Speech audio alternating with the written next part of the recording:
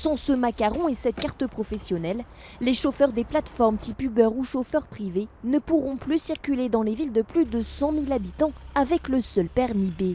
Jusqu'à présent, 3 statuts permettaient de transporter des personnes, les lotis, les VTC et les taxis.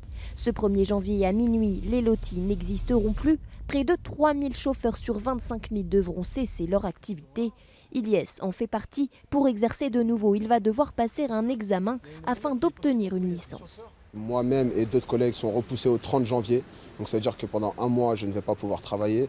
Et après avoir passé l'examen pratique, je devrais attendre 3 semaines, 1 mois pour pouvoir passer l'examen théorique. Et après avoir passé l'examen théorique, je devrais attendre pratiquement 1 mois pour être inscrit au registre des commerces, plus à peu près 3 semaines, 1 mois pour avoir le macaron. Autre option pour obtenir cette licence, présenter ses 12 derniers bulletins de salaire. Un parcours du combattant car la plupart des chauffeurs ont le statut d'auto-entrepreneur. Une bonne chose malgré tout pour ce gérant d'une société de VTC.